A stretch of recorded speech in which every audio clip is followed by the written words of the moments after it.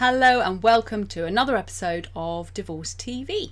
And we've got a beautiful healing, a really interesting one at the end of the show, so make sure you're all ready for that. And a very interesting interview I did, it's pre-recorded, with Burrow, who's a very experienced psychotherapist who'll have a few good things to say. Now first though, we will look at the news.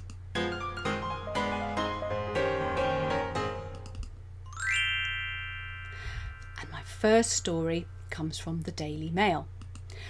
Rachel Lee Cook's husband, Daniel Gillies, has filed for divorce from the She's All That star after 15 years of marriage. Now, the divorce was filed last Friday, according to The Blast on Wednesday. Rachel and Daniel shared daughter Charlotte 6 and son Theodore 5. The thespians tied the knot in 2004 after dating since 2001. Their intention is clearly to make this as peaceful as possible. So good luck, guys, and keep it sweet. The next story from the Mirror is an example of what can go horribly wrong. So don't let your divorce end up like this one. Actually, the divorce has already happened, but the agony is still continuing. Hollywood actor Johnny Depp has returned to London's High Court for his ongoing libel battle against News Group newspapers. Broke Johnny Depp handed Amber Heard a divorce settlement sum of $7 million, despite losing his $650 million movie fortune, a court heard. The actor, 57, returned to London's High Court as his libel case against the News Group newspapers continues. The actor is suing NGN over a story published in The Sun in 2018 that branded him a wife-beater, a claim he strenuously denies. During the hearing, Depp's finances were brought up again, with the actor's lawyer David Sherburn telling the court how much the actor paid during his divorce from Heard. Sherburn said Depp paid Heard $7 million, her $525,000 legal costs, and wrote off liabilities incurred during their marriage, which his accountant said totaled several millions of dollars. Heard later insisted she'd donated her divorce settlement to charity. This all comes days after the court heard Depp explain how he lost his entire movie fortune of $650 million and was left $100 million in debt just months before he split from Heard. During his testimony, Depp said he found out the bad news shortly before his then-wife Heard's 30th birthday party on April the 21st, 2016. He had a meeting at which he discovered his former business managers had cost him a huge amount of money.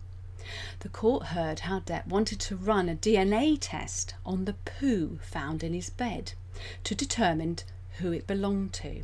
The star had said the incident marked the end of his marriage, and he believed Heard or one of her friends had done it, but she insisted it was one of their Yorkshire Terrier dogs. A picture showed in court also revealed the former couple's kitchen at a rented house in Australia, covered in blood after an incident in which Depp's finger was severed. He claims the injury occurred when Heard threw a vodka bottle at him, while the actress says he hurt himself smashing a plastic phone against a wall when she was in another room. What all this has got to do with his libel case, I'm not really sure, but it just shows that if you have a very messy divorce, it can go on being messy for quite a long time. Now, a more positive story to end on.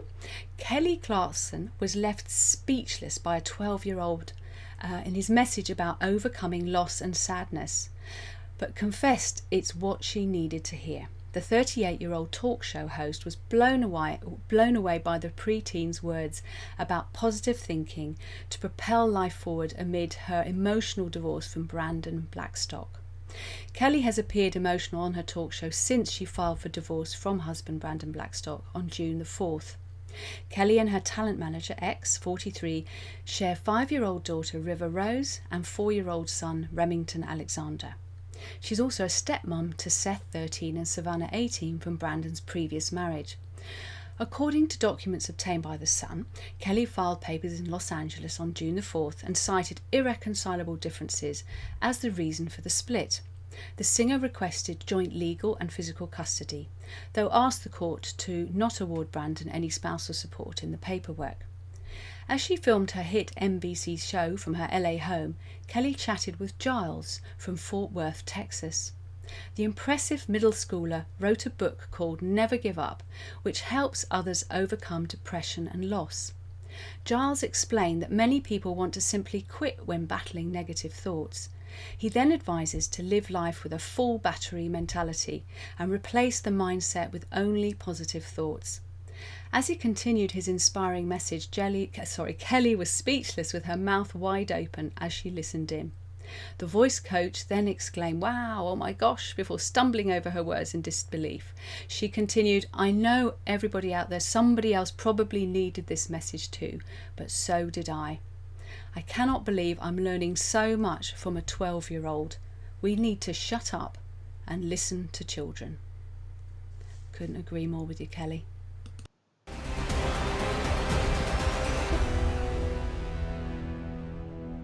Hello, I'm going to now introduce you to Karen Burrow. Karen is a psychotherapist. She's going to tell us a little bit more about herself. So welcome, Karen. I'm now bringing you into view. Thank you.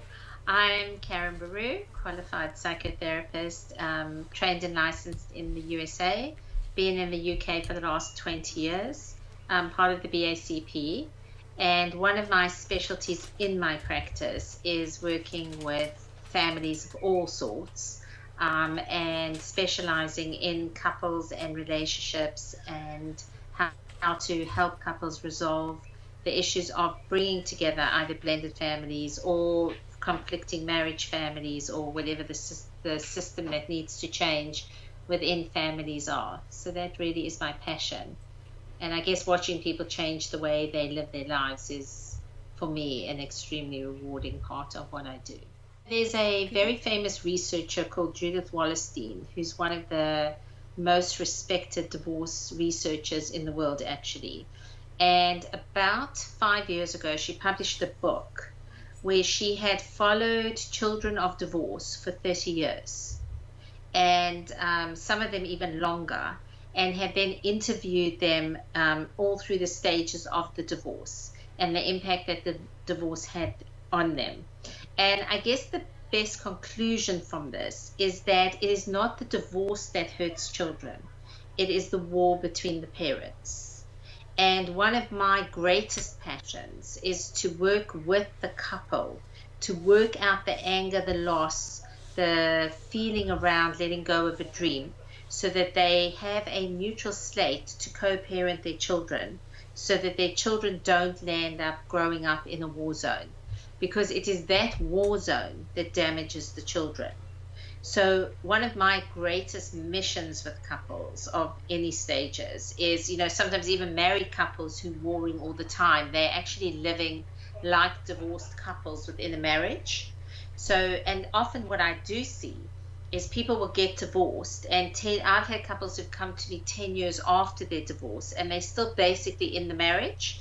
They're just living in separate homes as separate partners, but when it comes to dealing with each other and the war that the children are involved in, because the children become the target of the war, they're almost living the exact same as they were in the marriage. And they get quite shocked when I say that to them, but then we start to unpack the war. So the best present any divorcing or conflicting relationship can give to their children is to work out their own anger on their own without their children, and help the children grow up in an environment that's safe emotionally for them. You brought your children into the world, and it is your responsibility to provide a safe, loving environment for your children, where they don't have to choose between a mommy and a daddy. They don't have to choose between who's more important, and integrating other partners, because the smaller the war, the better integrated the other partners are as well. Thank you, Karen. I wanted to ask specifically about the challenges of co-parenting. So when you've got other partners on the scene, because that does seem to be a huge issue. What are the kind of common mistakes people make that you could help them avoid, particularly also helping people to understand things from the child's point of view? So, it's very interesting, that co-parenting, because I'm going to start with married couples. most married couples do not work on the same page in parenting. So no matter how good your relationship is, you will always have conflict about what kind of parenting values, parenting systems, because it's all learned from your family of origin. So right away in the marriage, you're starting off with two parents who probably think quite differently. The issue is that when they disagree, they're living in the same house. So they can go to each other and say, listen, did you tell Sally she can go to a concert by herself with her friends? Yeah, well, I didn't think it was a big deal. So they can work it out and work through the conflict, sometimes maybe not, and come to sort of some kind of resolution because they're living in the house, and they can pull the child or the teenager or whatever it is in and have a family discussion. The problem with co-parenting, with parents who live in different homes, and there's a huge difference in this, in parents who are warring and parents who aren't warring. The number one rule I've set up with every single couple that I work with, whether they're warring or not, is no decisions are made without consulting the other parent, because children are genius at splitting. So if the child asks mommy for something and mommy says no, and then when they go to daddy, daddy says yes, the child then very quickly learns that they've established quite a good system. I mean, I've actually, once parents started talking to each other, found that kids who were getting double pocket money, double presents, double things that neither one of the parents ever bothered to check with the other one if they were actually getting that. So the number one rule, whether you hate each other, love each other, or tolerate each other, is for the sake of your child. If you can set up, and luckily today we don't have to talk to each other. We've got email, text, messaging. And as long as it's not abusive, because sometimes parents will use the co-parenting as a war game to hurt the other one or have power over the other one, and then the co-parenting actually becomes destructive. So one of the things that needs to take place is, in couples who aren't warring, there's no reason to not send each other a message about, things that the child asks for, or the value systems, or how they want to co-parent together. So it's much easier to co-parent in a non-warring situation, because you can have a meeting, you can sit down and discuss big things together. With warring couples, if there is a rule that you only discuss like a one-liner, does Sally have piano lesson today? Yeah, it's a one-liner, because Sally's told me she doesn't have to go. But of course Sally has to go, and the mother's paid for it. But Sally's told Dad there is no piano lesson, which then becomes a massive explosion because the system is so fragile.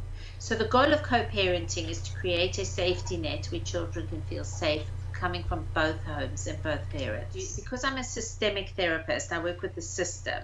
So the majority of work that I do is with the adults, although I will have family meetings on behalf of the children with the adults to find out what the issues are. So I will bring the children in with a session with the adults, really to find out what the child thinks, and then I'll often refer the children to somebody else, because they don't want to see the same therapist as their parents. But when I do a family meeting together, the main issue that the children have is that they don't know who to trust and believe. Because if parents are fighting and warring, and everybody's playing, and I'm talking about the warring parents, not necessarily the ones who are okay working together, but the non-working together, the child feels like they're always in the middle. So even something simply like they have a birthday party and it's the other parent's weekend, and they're too scared to ask the other parent, and the mother doesn't want to ask the father, and then the child always feels like they're drowning in the middle. And so the most important responsibility for the adults is to look at the children's needs, not what your need is, but what is my child need? My child needs a system whereby they can talk to the one parent and then talk to the other parent, and not feel like it's a competition between who gets to say yes or no. And that's really what really destroys children. So if the parents can find some mechanism whereby the child needs come above their needs, the system can potentially calm down. particularly referring to longer term studies, what actually happens to children when the parents continue to war and don't manage to sort all of that out? Well, I have a whole caseload of those 30, 40, 50, 60-year-olds. They'll end up divorced. They'll end up not trusting relationships. They'll end up not settling down, believing that love can be calm and quiet. They grow up believing that love is war. And then they will replicate that in their future relationships, where they will end up in warring relationships, and getting divorced is an option because they haven't actually seen what it feels like to be in a safe marriage. Even if one of the or both of the partners get remarried in a less conflictual relationship, if their primary family, the parents, are continuing to war, the message to the child is that relationships are war.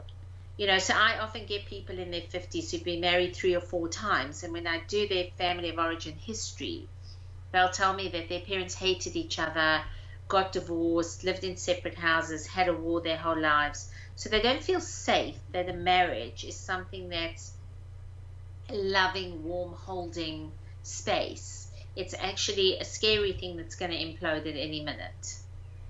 So it really is vital to get it right. But of course, we're all human. We all mess up as parents at the best of times. You see, here's the hope. The hope is that children forgive very quickly, and that every single child wants to have a happy mommy and daddy, no matter how old they are. And I've had 30, 40-year-olds tell me that. So if parents realize that, let's say you have been warring and had a really toxic relationship with your ex, it's never ever too late to stop it. Because the child, as soon as they see the shift, it's what they've always wanted. So they'll test it in the beginning to make sure it's real, but as soon as they feel it is real, they very quickly shift into a healthier system of a non-warring relationship.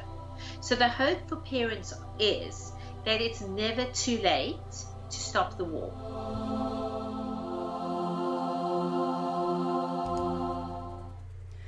Thank you, Karen Burrow. The truth can hurt. That was some rough stuff, I think, for a lot of us co-parents to hear some of that, but it needs to be said. There was a comment from John Davies. Good question. How much does it cost? Yes, obviously, working with someone of Karen's experience. I don't know if you know, psychotherapists are not just a normal counsellor. They've spent many years of training, and they can deal with some quite deep issues, but I'll make sure that Karen's details are available once the live streams have done their thing, and I can add those details to the comments. So once again, thanks Karen for that, and now we're going to come to the learning section, so get ready for that.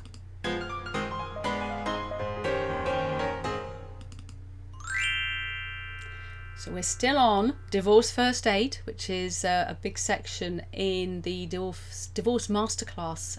The code there will still give you access to that, where you can get whole chunks of it without even putting your credit card details in.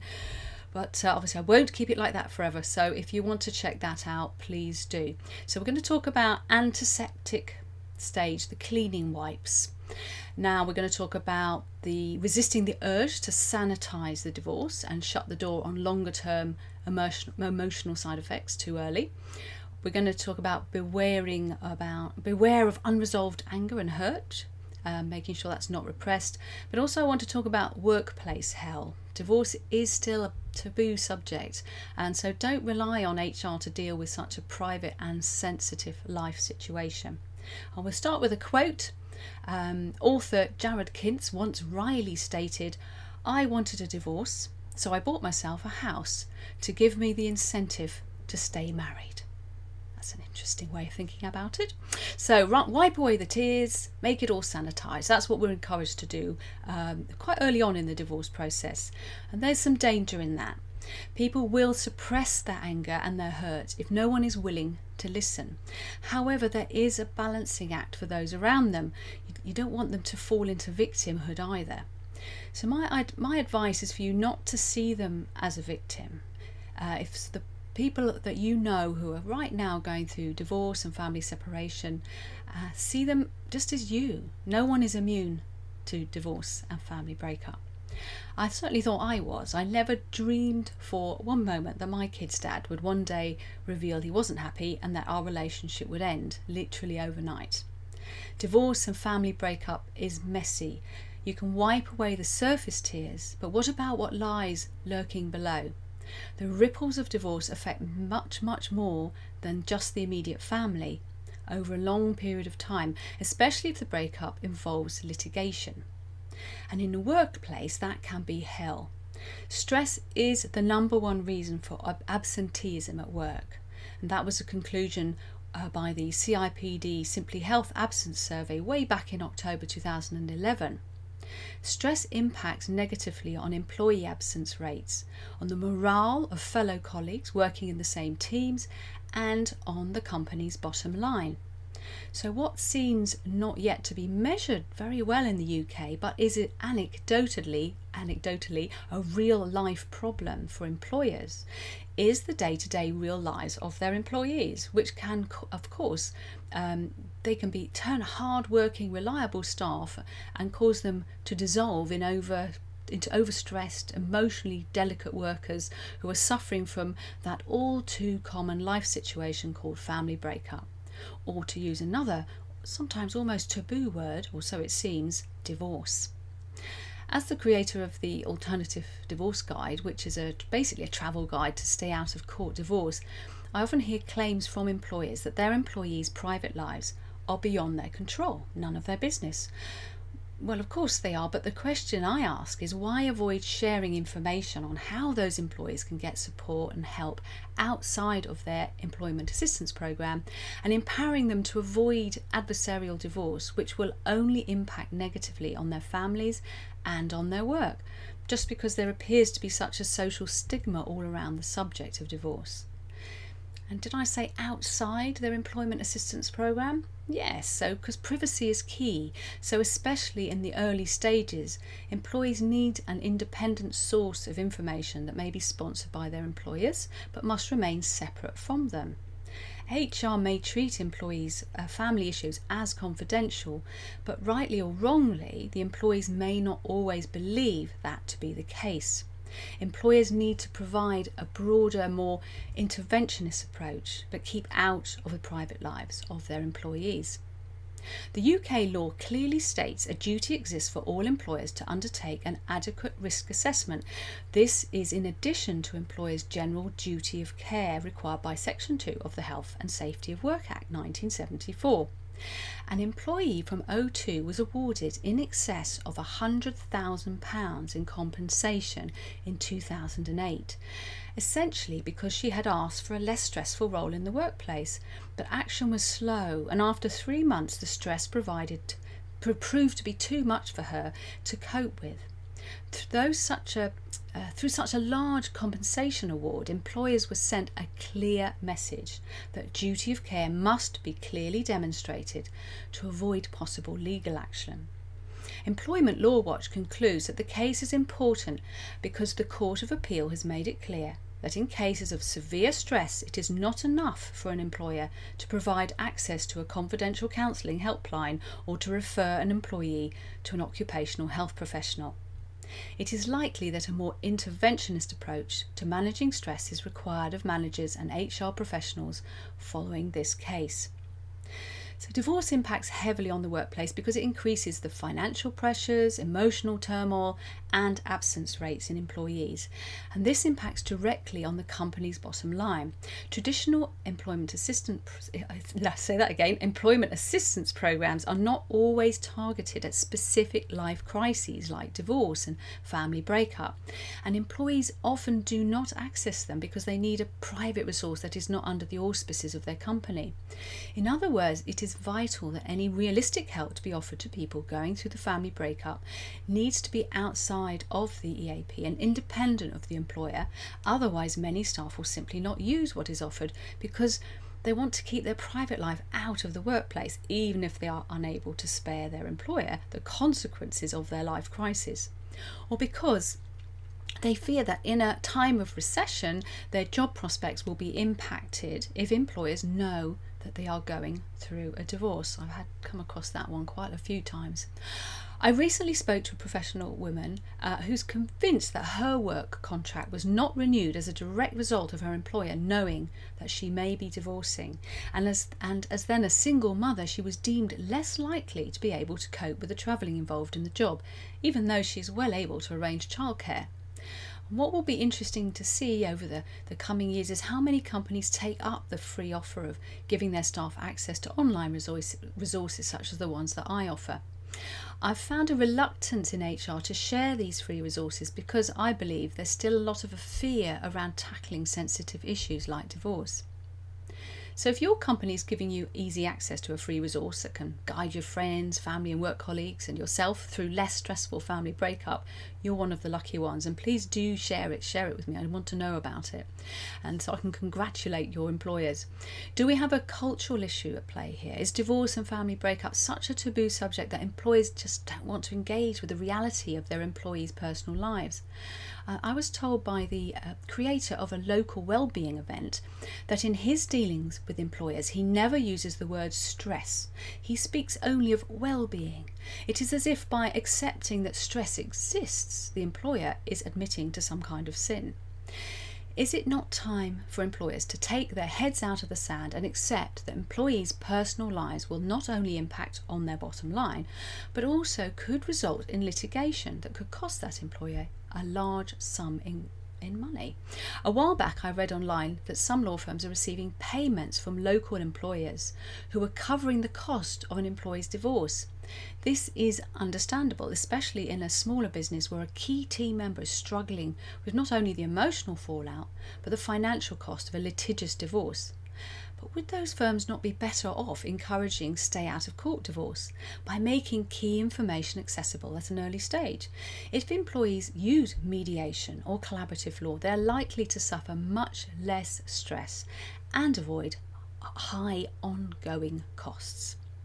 We'll finish with a quote from P.J. O'Rourke.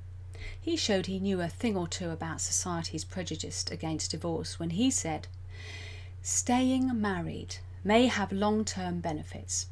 You can elicit much more sympathy from friends over a bad marriage than you ever can from a good divorce." We're going to now come to a pre-recorded shared story that I'd like you to listen to. It's not the perfect quality, but it's one of those ones I've grabbed online, and this is Rara, and she says some lovely things, so I hope you find this uplifting.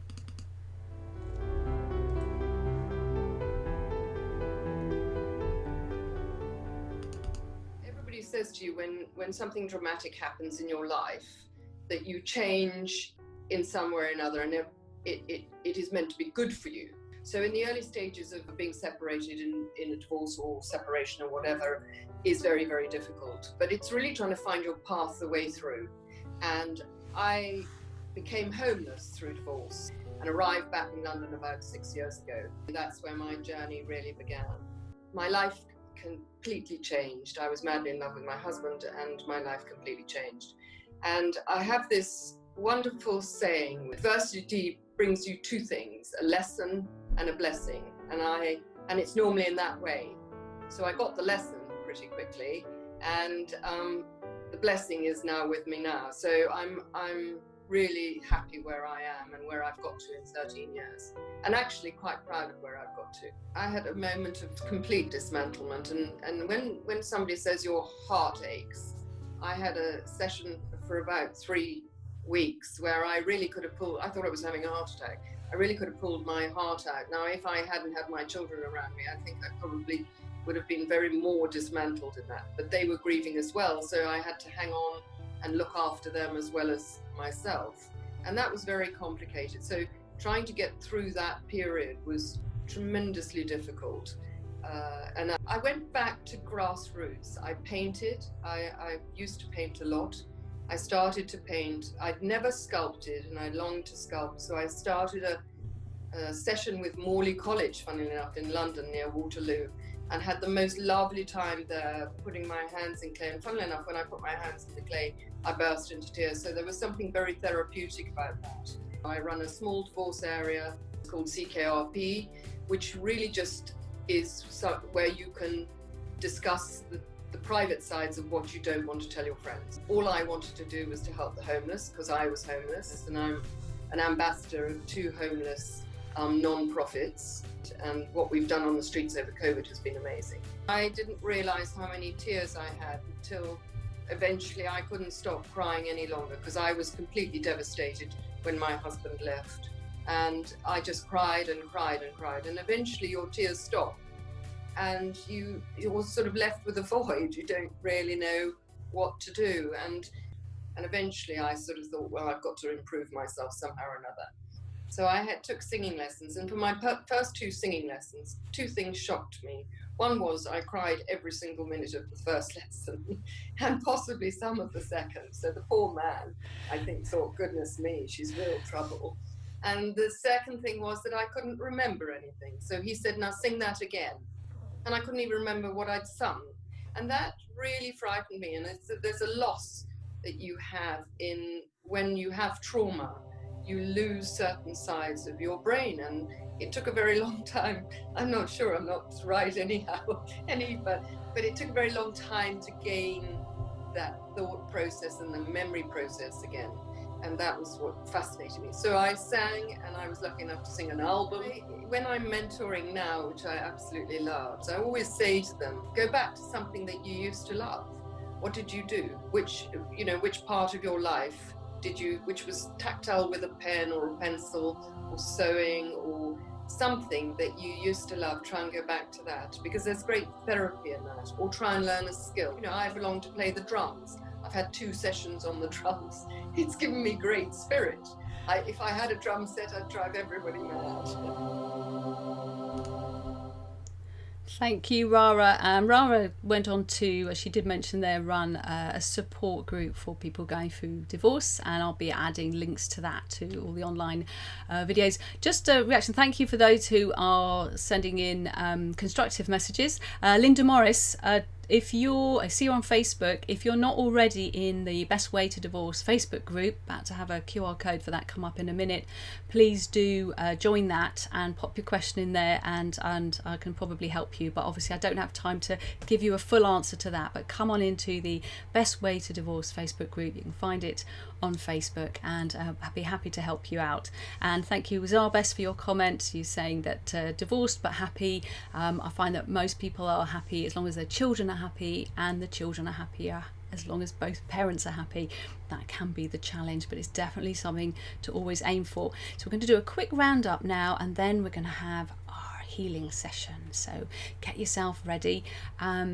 First of all, I just want to share the workshop. Apologies, I should have the QR code because we've actually got a date now, 10th of September, but I'll definitely have that for next Friday, and you can start booking in for that. But if you use this one and go onto the waiting list, you will get a code. That means you can access it for only £20.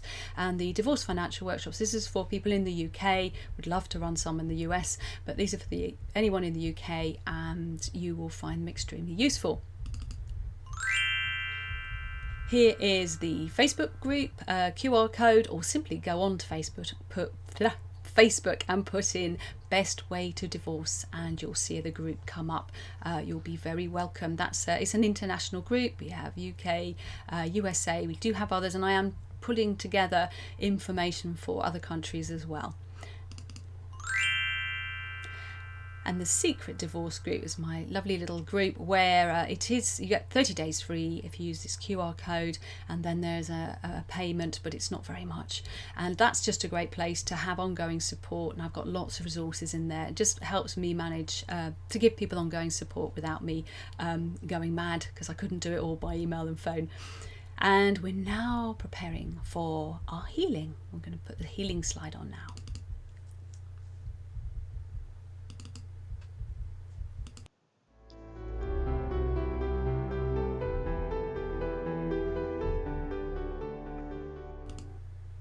And welcome, Courtney. Can you hear me loud Hi, and clear? Susie. Excellent, I can hear you loud and clear. So, what are you going to be doing for us today? But thank you so much for coming on and joining us. So, what are we up to? Thank you for having me, Susie. I'm a trauma and tension releasing exercise provider and a quantum energy coach.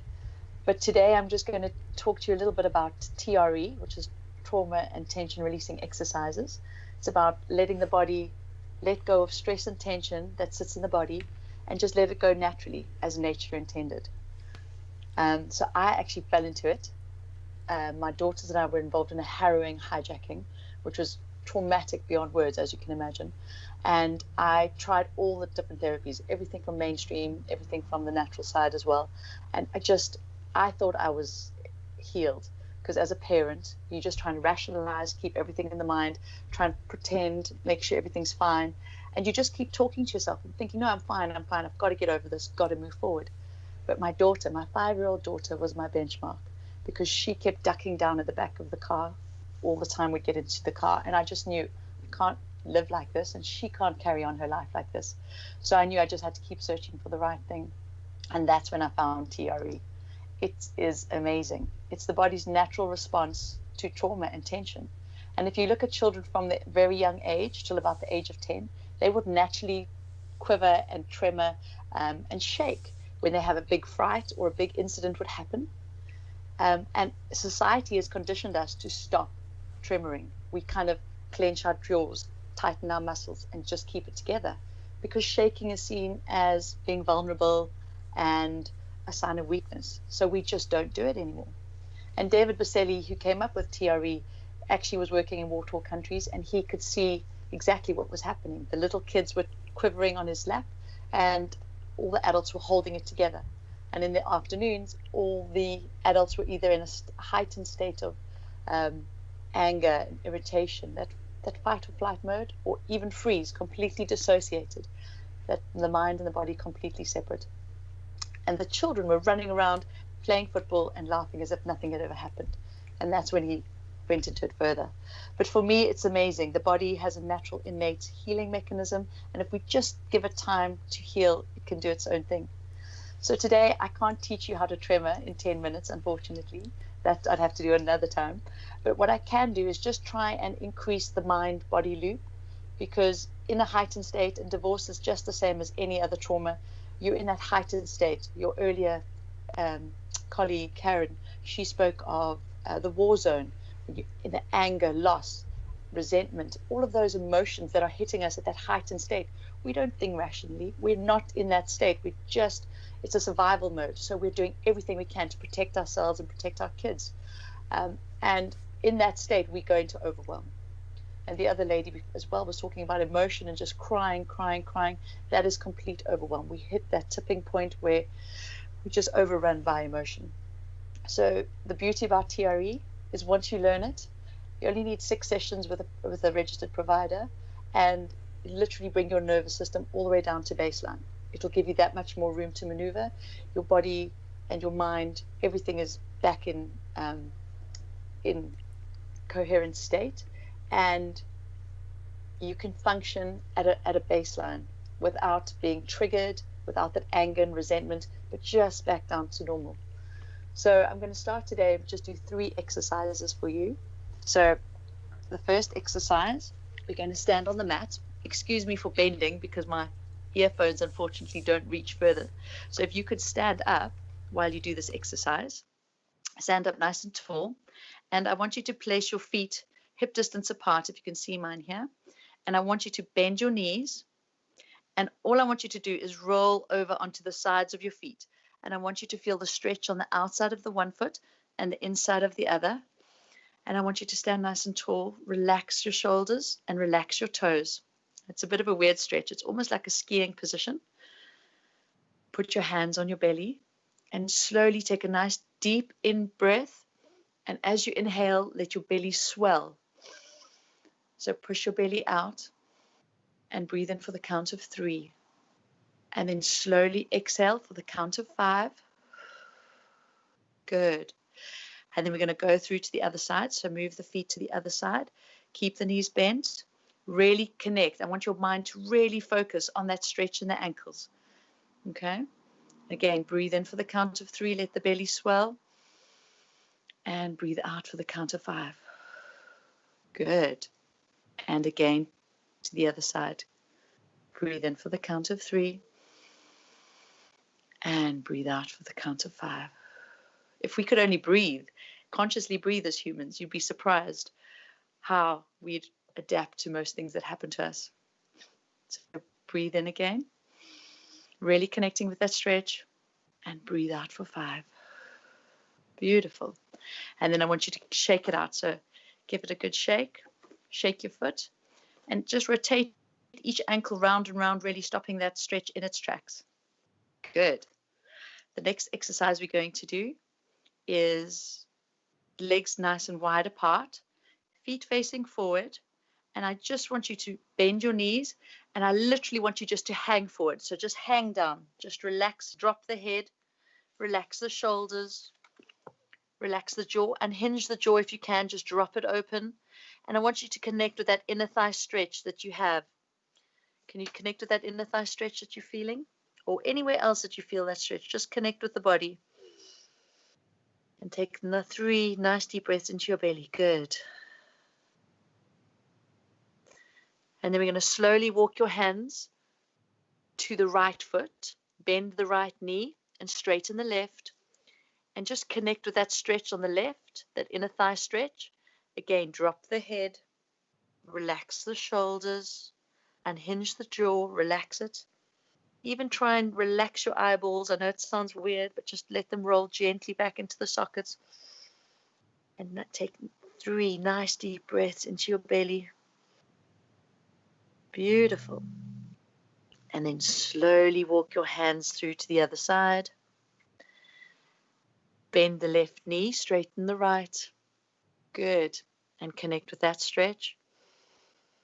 Beautiful. Drop the head, relax the shoulders, unhinge the jaw.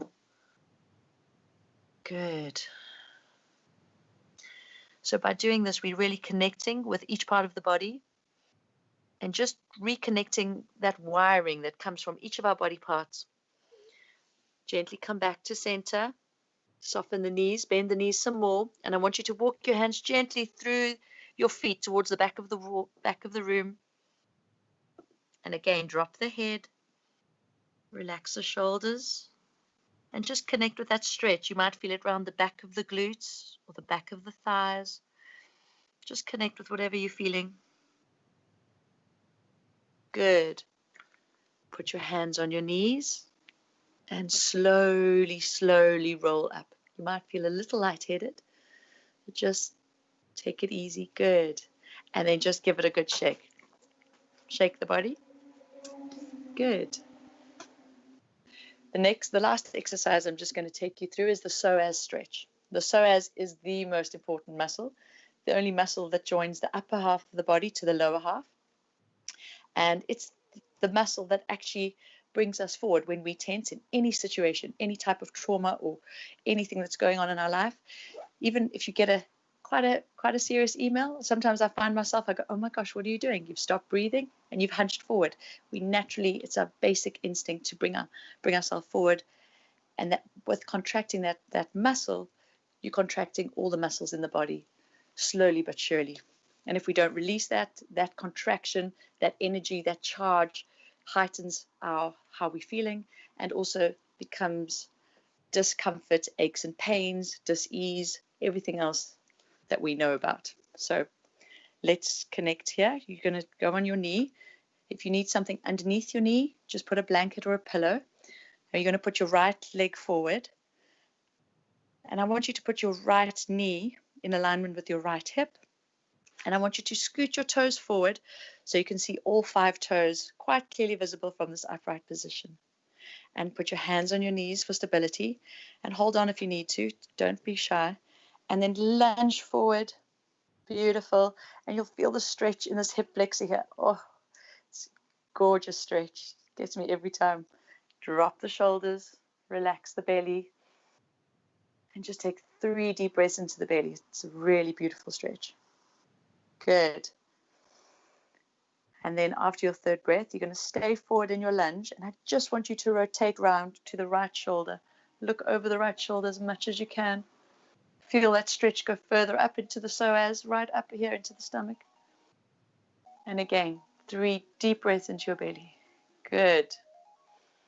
And then we're going to come out of that and we're going to do the other side.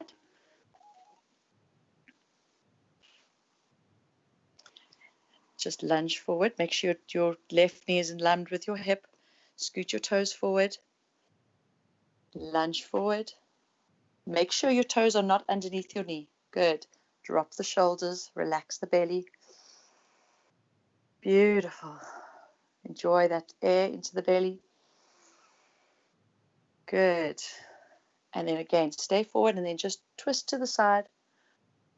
Feel that stretch further up into the stomach. Good. And then you're going to slowly come back and you're going to stand up and just give it a good shake. So those are the only 3 exercises I'm going to show you today. If I could see you ordinarily, you would go through all 7 exercises and then you would lie down and the body would start a natural, beautiful little tremor. It's a tiny little shake and it's a beautiful feeling. Some people say it's weird. It is weird first up, but it's not foreign. It's the same mechanism that you have when you have a fever or when you have the shivers, when you're icy cold. The body needs to try and regulate the body temperature. Exactly the same thing. So by shaking, you're shaking off all your stress and tension, letting off steam, and actually coming out much lighter and happier and with a spring in your step. I do hope that you all look out for a nice TRE provider near you. Otherwise, I'm also available over Zoom. That's lovely. Thank you so much, Courtney. And I shall definitely be trying this again later properly when I have a bit more space to do it. So when I'll let you know when when's a good time to add your details. But if you'd be okay to add those to the comments of the various streams, yeah.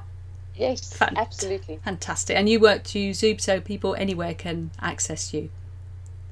Absolutely. Perfect. That's lovely. Thank you so much for being on the show. It's been a real pleasure to have you here. Thank you. Thank you so much. Bye. So, a little bit flushed. I was trying to do some of it, but it's a bit difficult where I'm sitting at the moment. Another lovely finale to the show. Always good to get back into your body because we talk about some quite heavy stuff during the show.